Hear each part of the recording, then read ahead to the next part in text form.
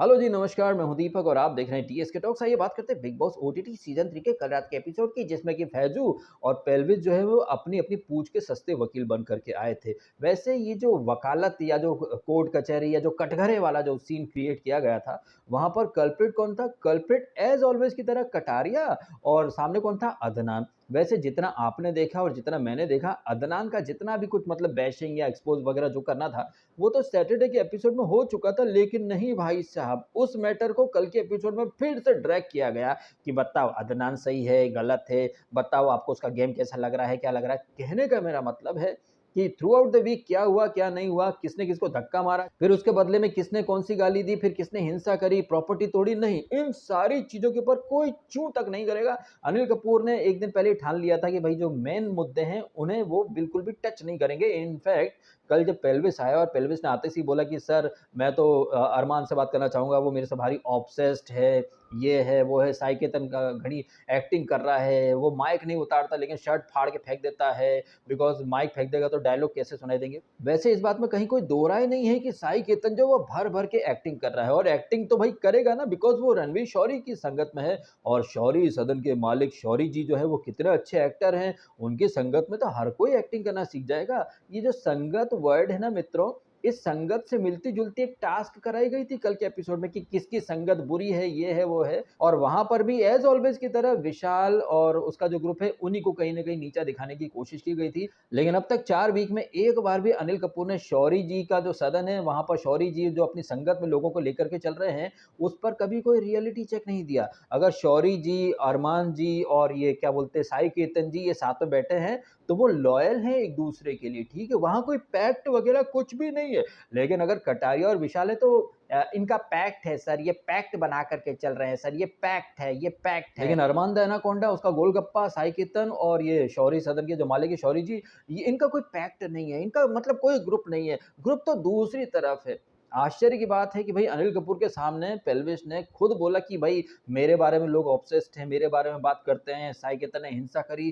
कहने का मतलब है कि इस वीक के दो इंपॉर्टेंट टॉपिक, एक तो बाहर की बात जो अरमान करता है वो, और जो इसने साई केतन ने हिंसा करी थी, प्रॉपर्टी तोड़ी, ये दो इंपॉर्टेंट टॉपिक जो है वो अनिल कपूर के सामने प्रस्तुत करता है पेल्विस। लेकिन अनिल कपूर तो भैया मतलब पहले से जिद पर थे कि चाहे कुछ हो जाए, वो ये हिंसा या जो अरमान जो बाहर की बातें करता है उस पर एक भी शब्द नहीं बोलेंगे। इनफैक्ट पब्लिक को कह के बेवकूफ बनाएंगे अनिल कपूर। और इसके बारे में तो मैंने कल ही बोल दिया था कि भाई पब्लिक तो बेवकूफ है ना। एक डायलॉग कहा भी गया वासीपुर पिक्चर में कि जब तक इंडिया में सिनेमा है लोग चूतिया बनते रहेंगे। अब सिनेमा के साथ साथ वहां पर reality show, influencer, celebrities, celebrity worship culture, ये जब तक है तब तक लोग चूतिया बनते रहेंगे। और चाहे वो रियलिटी शो वाले हों, चाहे वो सिनेमा वाले हों, उन्हें अच्छे से पता है कि ऑडियंस जो रहती है वो गजनी मोड में रहती है। ऑडियंस के पास इतना वेला टाइम है कि वो फोकट की चीजें देखने के लिए दिन भर लाइव खोल करके बैठे रहेंगे, दिन भर फेक चीजों के ऊपर दिन भर डिबेट करेंगे, दिन भर ट्रेंड करेंगे, दिन भर ये दुनिया भर का फालतू पंती करेंगे। और ऐसे ही फालतू लोगों ने इसको एल्विश को चने के झाड़ पर चढ़ाकर सिस्टम सिस्टम सिस्टम, ये एल्विश जो है वो हमेशा सिस्टम सिस्टम करता रहता है, सिस्टम के नीचे रहना पड़ेगा, सिस्टम हैंग कर देंगे सिस्टम। जबकि कल लिटरली अनिल कपूर ने इसके सिस्टम हैंग करने वाले के सिस्टम को पंचर करके रख दिया है। गजब बेइज्जती है। ये पेल्विश यादव जो है वो आया तो था बड़ा दबंग बन करके, सोच रहा था कि जैसे वो अपने व्लॉग में बोलता रहता है वो वहां पर भी बोल के निकल जाएगा। लेकिन आपने भी देखा है कि अनिल कपूर ने जब सख्त लहजे में बोला कि एल्विश, मैं अगर आपसे कुछ पूछ रहा हूँ ना तो उस पर जोक बनाने की जरूरत नहीं है, और जोक पर एक ही बार हंसी आती है, तो ये सिस्टम हैंग करने वाला, I am sorry sir, I am sorry for repeating the joke sir.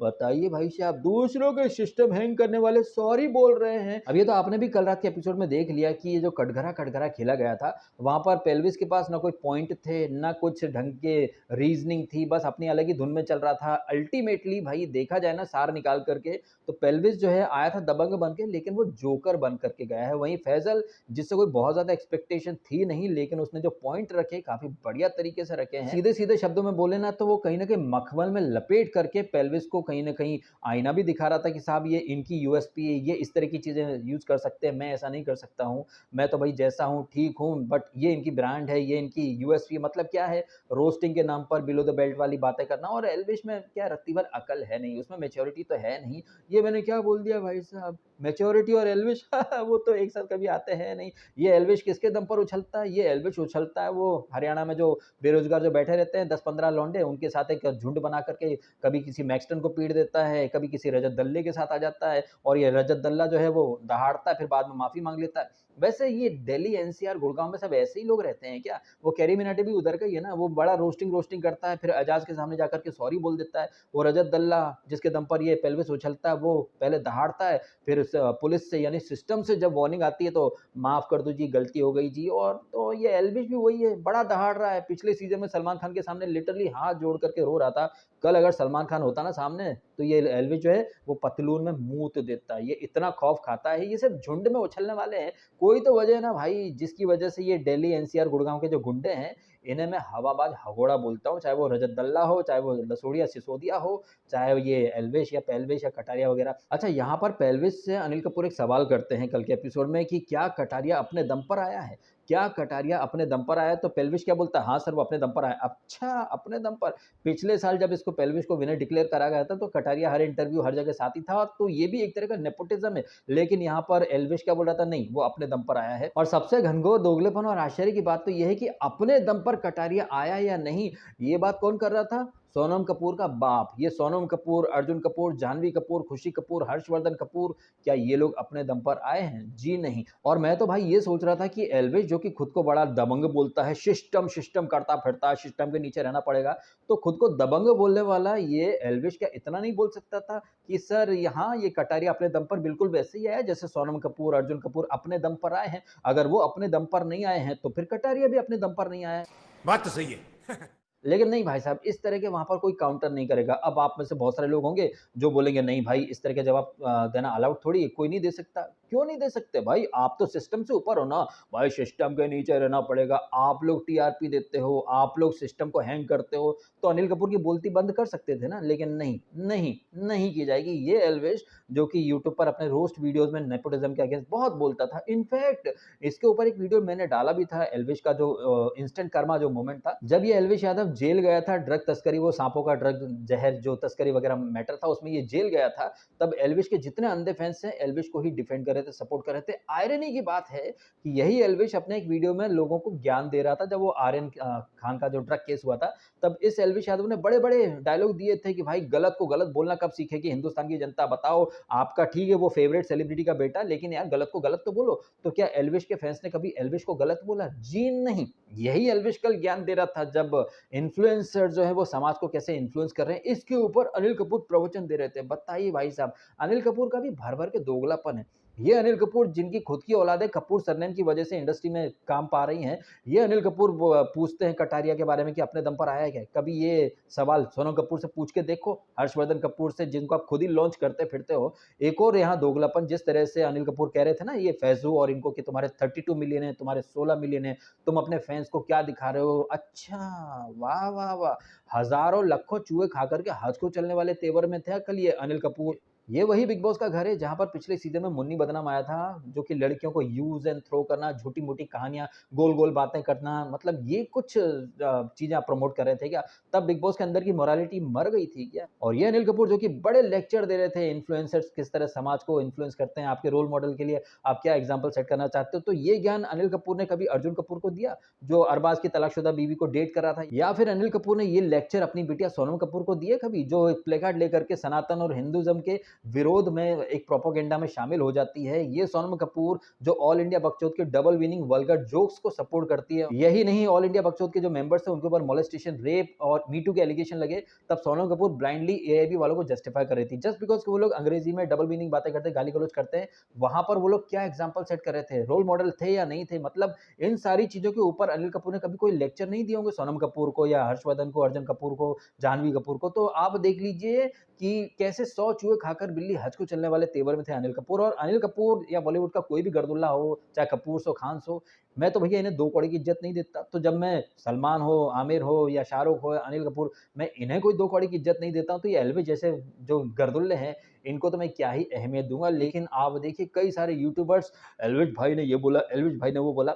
मैंने 1-2 क्लिप देखे, शायद ट्विटर पर देखा या कहाँ देखा, आई थिंक पहले भी इसके बारे में बोल चुका हूँ कि लक्ष्य चौधरी आ रहा है, 1000% कन्फर्म कि लक्ष्य चौधरी आ रहा है। आया क्या? आया है तो कहाँ है? हमें तो नहीं दिखाई देता। और आई थिंक ऐसा ही एक क्लिप मैंने देखा जहाँ पर कि दोस्तों एल्विश ने अदनान को बोला कि तुमने तो चूड़ियाँ नहीं भेजी है, लो मैं तुम्हें चूड़ी देने आया हूँ। ऐसा कुछ वाकया, ऐसा कुछ सीन कल आपको देखने को मिला क्या? क्योंकि जिस जियो सिनेमा पर मैंने ये देखा है, भाई मुझे तो अदनान और एल्विश की बातचीत कहीं से कहीं तक दिखाई नहीं दी। हाँ, इतना ज़रूर दिखा कि एल्विश और फैज़ू तुम चुप बैठोगे, मैं घरवालों से बात करता हूँ, ऐसा अनिल कपूर ने बोला था। बट अदनान और एल्विश की बातचीत कब हुई, चूड़ियों का आदान-प्रदान कब हुआ, भाई कब हुआ ये हमने तो देखा ही नहीं। कहने का मतलब है कि कुछ लोग ऐसे थाली के बैंगन होते हैं कि जिन्हें दिखता है कि भाई एक फलाने की ऑडियंस ज़्यादा है, तो उसे इम्प्रेस करने के लिए लोग मतलब अंधी रेस में चल पड़ते हैं। क्यों? क्योंकि सब्सक्राइबर्स बढ़ते हैं, फॉलोअर्स बढ़ते हैं और एक हम हैं जिसे शायद आज तक ये चीज़ समझ में ही नहीं आई है। पता नहीं क्यों यार, सब कुछ सीखा हमने न सीखी होशियारी। सच कहते हैं दुनिया वाले हम रह गए अनाड़ी। मतलब ये चीज़ें मेरे से हो नहीं पाती यार। मैं पता नहीं उस मेंटालिटी का इंसान हूँ, अगर गलत हो रहा है तो फिर मैं उसको गलत बोलता हूँ और गलत चीज़ का साथ भई मैं तो नहीं देता। जिस तरह से अरमान द एनाकोंडा उसके ऊपर पॉस्को चार्ज लगे हैं, रेप के चार्जेस लगे हैं, तो उसे सपोर्ट करना बनता ही नहीं है। बट आप आयरनी देखिए कि अरमान द एनाकोंडा को रेपिस्ट कौन बोलता है? ड्रगिस्ट एल्विश के फैन्स। ये ड्रगिस्ट एल्विश जो खुद बेल पर घूम रहा है, उसके फैन्स को तो मॉरल अधिकार ही नहीं है कि किसी और के ऊपर उँगली उठाएँ। वो कहते हैं ना राजकुमार के अंदाज़ में कि जानी जिनके खुद के घर शीशे के होते हैं, वो दूसरों के घरों में पत्थर नहीं फेंका करते। तो वो एल्विश यादव जिसके ऊपर खुद ड्रगिस्ट का इल्ज़ाम लगा हुआ है, खुद वो ज़मानत पर घूम रहा है, यही एल्विश यादव आर्यन खान केस में पब्लिक को बोलता था कि भैया वो होगा शाहरुख का बेटा लेकिन ड्रग केस में अंदर गया उसको सपोर्ट मत करो। लेकिन इसी एल्विश के फैन्स ड्रग केस में अंदर जाने वाले एल्विश को सपोर्ट करते हैं, डिफेंड करते हैं। भैया हमसे ये ना हो पाता है। हम तो भैया सीधी बात करते हैं, जो गलत है वो गलत है, जो सही है वो सही है। और इसी पद्धति पर चलते हुए कल के एपिसोड में जो कटघरा-कटघरा खेला गया जिसमें कि फैज़ल वर्सेस एल्विश के बीच में मतलब 32 million follower versus 16 million followers के को एंगेज करके बिग बॉस जो टीआरपी लेना चाहता था, तो वहाँ पर फेस ऑफ में भाई एल्विश तो कहीं से कहीं तक नहीं था। उसके फैन्स भले ही उसे चने के झाड़ पर चढ़ाते फिरे कि भाई सिस्टम हैंग, जबकि हकीकत में एल्विश की बोलती बंद हो गई। जिस तरीके से अनिल कपूर ने सख्त लहजे में इसको एल्विश को आईना भी दिखाया था और कुछ टॉन्ट भी मारे थे कि भाई तुम्हारे फैन्स बाहर गाली देते हैं, तुम भी रिएक्ट करते हो कि बाहर मिलना, तो मतलब क्या दिखाना चाहते हो? तब आपने देखा कि एल्विश जो कि बड़ी-बड़ी बातें करता है, कैसे मतलब उसके मुँह में दही जम गया और कुछ नहीं बोल पाया। हाँ सर, ये तो गलत है सर, हाँ सर, गलत को गलत तो बोलना चाहिए। और ये एल्विश यादव जो कि एंट्री तो बड़े स्वैग के साथ ली थी, भाई दबंग अंदाज में आया था, लेकिन कहते हैं ना भाई साहब ऐसा ज़रूरी नहीं कि जैसी शुरुआत हुई है, अंत भी वैसा ही होगा। तो बड़े स्टाइल में आने वाला एल्विश एंड होते-होते एपिसोड के एकदम फुस्सी बम निकल गया, बिल्कुल वैसे जैसे कि अदनान। अदनान के बारे में ये एल्विश बोल रहा था कि फुस्सी पटाखा था, मतलब जब उसने फैज़ल ने काउंटर करा कि सर इनको भी 4-5 दिन लगे थे, तो एल्विश बोला नहीं, मैं तो सर 1 घंटा लगा था। अरे भैया एल्विश हमने भी देखा है वो सीज़न, कैसे तुमने सॉफ्ट टारगेट बना दिया था अविनाश सचदेवा को, उसके अलावा पूजा भट्ट के तो तुम गुलाम बन करके रह गए थे। वीकेंड पर सलमान ने झाड़ा तो तुम रो पड़े थे और तुम बात करते हो सिस्टम हैंग की। इनफैक्ट एक कीचड़ वाला टास्क था जहाँ पर पूजा भट्ट ने इन सबको नीच, घटिया लोग बोला था। एटलीस्ट वहाँ पर फुकरा इंसान ने फर्म स्टैंड तो लिया था कि आप होगी बड़ी अपने लिए लेकिन आप हमको गया-गुज़रा नीचा कैसे बोल सकती? लेकिन ये सो कॉल्ड सिस्टम हैंग करने वाला वहाँ पर पूजा जी आपका पीओवी तो हमने भी देखा इनफैक्ट वो जिया द भूतन उसने साबुन मिला हुआ पानी दे दिया था तुमको, तुम वो पी गए, चुपचाप रह गए। अगले दिन एक टास्क हुई थी केक खिलाने वाली, वहाँ पर उसने तुम्हें बेवकूफ़ बना दिया। तो यार एल्विश, तुम अपने जाहिल फैन्स को भले ही चूतिया बना लो, एल्विश भाई के सामने बोल सकते हो, एल्विश के सामने बोल। अरे भाई साहब एल्विश को तो मुता दिया था सलमान खान ने, लेकिन उसके जो जाहिल फैन्स हैं एल्विश के मतलब क्या ही बोला जाए। एनीवे तो ये एल्विश और ये फैज़ल का जो कोर्टरूम ड्रामा इसके बाद कुछ खास एक्टिविटी तो होती है नहीं। दीपक चौरसिया जी हैं, उनका एलिमिनेशन हो जाता है। हालाँकि उनके एलिमिनेशन के पहले तमाम तरह के वो टास्क कौन है घर का कलंक कलंक। अब यहाँ पर भी देखिए भाई साहब विशाल तो अगर मुँह भी खोले तो उससे तकलीफ़ हो जाती है अनिल कपूर साहब को। अब विशाल के एक साइड में कटारिया खड़ा कर दिया, एक साइड में खड़ा कर दिया अदनाम। अब किसकी संगत बुरी है, कौन घर में रहना डिज़र्व नहीं करता, मतलब किसको आप गलत मानते हो। अब विशाल ने अदनान को गलत चुन लिया तो भी दिक्कत, अगर वो कटारिया को गलत चुनता तो भी दिक्कत। लेकिन आपने देखा ऐसा धर्म संकट वाला जो सिनेरियो है, वो कभी शौरी सदन के जो मालिक हैं, उनके सामने प्रस्तुत नहीं किया जाता कि एक तरफ साई केतन को खड़ा करें, एक तरफ अरमान को खड़ा करें और फिर पूछें कि बताओ किसकी संगत बुरी है। नहीं, वहाँ पर बहुत ही सेफ खेला जाता है, लेकिन यही चीज़ें जब विशाल कॉल आउट कर देता है, तो फिर अनिल कपूर ने तो झाड़ करके रख दिया था, हैं? कि तुमने ऐसे कैसे बोल दिया, वैसे कैसे बोल दिया। हालाँकि इसी दौरान जब वो सना सुल्ताना आती है, वो टास्क करने और वो बोलती है कि आँसुओं की कद्र नहीं करते, तब अनिल कपूर क्या बोले, "सना, सना, सना, ये आपका आँसू, इंसानियत, नौटंकी हम बहुत बार सुन चुके हैं, पकाओ मत, बोर कर रहे हो।" लेकिन ऐसे ही जब लॉजिक बार-बार लूप मोड में शौरी सदन के जो शौरी जी हैं, जिन्हें कि Shehnaaz Gill the suit supply करती है, बताइए 30-35 करोड़ की वर्थ है इसकी रणवीर शौरी की, लेकिन शो के अंदर कैसे दिखा रहा है कि मेरे जूते सस्ते हैं, ये है, मतलब अलग ही नौटंकी चल रही है। एक्टिंग अच्छी करते हैं शौर्य जी, बार-बार एक ही डायलॉग दोहराते हैं कि लवकेश कटारिया से कलेश होता है, ये होता है, वो होता है, लेकिन उनके जो लॉजिक है वो बिल्कुल बोर, मोनोटोनस नहीं, उस कैटेगरी में नहीं आते। लेकिन हाँ, शौर्य जी की मैं एक बात मैं तारीफ़ ज़रूर करूँगा कि उन्होंने एक्टिंग अच्छे से सिखा दी है। उनकी संगत में आपने देखा साई केतन कैसे दीपक चौरसिया के एलिमिनेशन पर फपक-फपक के रो रहा था। पहले देखा कैमरा के इधर रोना शुरू कर दिया। लेकिन एक चीज़ आपने देखी कि चौरसिया साहब का जब नॉमिनेशन में नाम आया था, तब किसी ने इस तरह के इमोशनल वो होता है ना मेल्टडाउन या इमोशनली जज़्बाती हो जाना, तब तो कोई नहीं बोला अरे नहीं-नहीं सर आपका नॉमिनेशन मैंने गलत है, तब तो भई ऐसा कुछ नहीं। ये लोग जो घड़ियाली आँसू बहा रहे थे कल रात के एपिसोड में, ये वही लोग हैं जिन्होंने खुद दीपक चौरसिया को नॉमिनेट करा था और वो जो फ्रेम थी भाई वो फ्रेम भी क्या ज़बरदस्त फ्रेम थी। इट वाज़ लाइक कि चौरसिया बोल रहे हैं कि अच्छा चलता हूँ दुआओं में याद रखना। आहाहा! ये जिस तरह से खुद नॉमिनेट करें फिर बाद में रोएँ, ये बिल्कुल वैसे ही जैसे वो वड़ा पाव वाली वो शिवानी को बाहर निकालने के लिए चिट्ठी वगैरह का जो नौटंकी करी थी ना उसने, शिवानी को बचाने के लिए चिट्ठी नहीं लिखी थी, लेकिन बाद में मेरे हाथ काँप रहे थे, दिल दिमाग में जद्दोजहद थी, मैंने तेरे लिए नहीं लिखी। मतलब पहले तो खुद सामने वाले को निकालने के लिए उसका नाम आगे भेजेंगे, फिर बाद में जब चला जाएगा तो रोने की एक्टिंग करेंगे। इस चीज़ को तो अनिल कपूर ने सिरे से इग्नोर कर दिया। लेकिन आपने देखा जब चौरसिया साहब का विदाई समारोह हो रहा था तो भाई साहब रणवीर शोरी कोने में वो कौन-सा मीम है ना इसका अक्षय कुमार का एक आँख खोल करके देख रहा था और मन ही मन हँस रहा होगा चलो कॉम्पिटिशन कटा। साई केतन अरे भैया वो तो अलग ही ऑडिशन दे रहा था।